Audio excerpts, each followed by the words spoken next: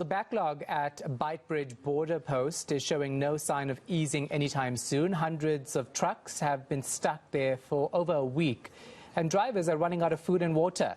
The holdup is apparently due to an electronic system problem with the new toll system in Zimbabwe.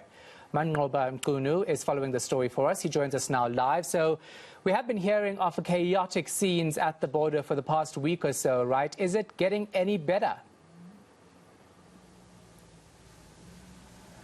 Well, Shahan, certainly not getting any better at this particular stage. And I mean, you can see from the visuals that we are sending you, we are still seeing quite a number of trucks that are queuing up here, hoping to get to the Beitbridge border post. And I can tell you that some of the drivers that we've spoken to earlier on telling us that they've been here for over 7 days, some saying that they've been here for even 10 days, just trying to get through to the border post. And there are a lot of frustrations, Shahan, certainly on the side of drivers who have been waiting here. We do understand that what is actually compounding this particular problem is the fact that there is a new tolling system that has been introduced on the Zim side of the border, where drivers are essentially asked to pay $200 US.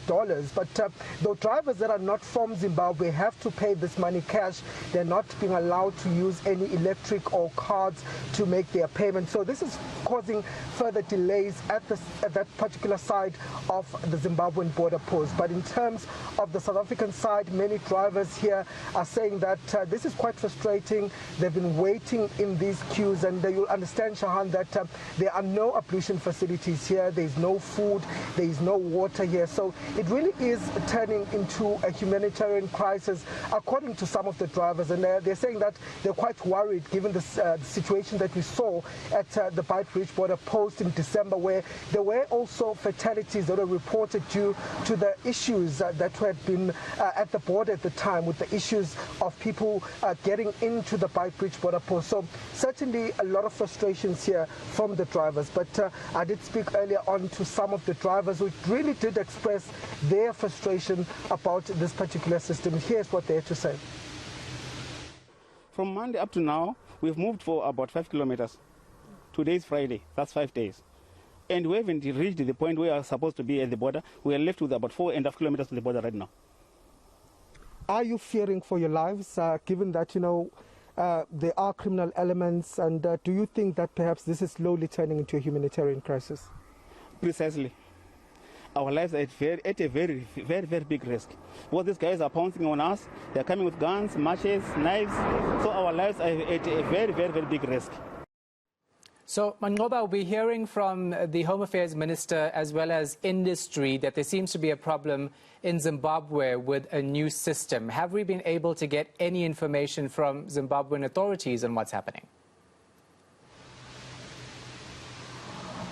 Well, not at this particular time, Shan. We have, of course, tried to reach out to the Zimbabwean authorities just to try and ascertain what it is that they're doing about this situation. But we have not been able to successfully reach them. But we did, however, speak to the Home Affairs Department here just a short while ago, just to find out how it, the negotiations or the talks that they're having with the Zimbabwean counterparts are going. You recall, Shahan, that the Home Affairs Minister had indicated earlier on the week to ENCA that in fact they are in talks with their Zimbabwean counterparts to see perhaps if there could be a solution to try and lessen or to try and speed up the processes on the Zimbabwean side. But what the Home Affairs Department is saying is that there has been some sort of a plan that has been introduced by the Zimbabwean government, which is to give a pre-clearance to these trucks that are passing here to ensure that they don't have to follow or go through all the stringent measures and protocols that are needed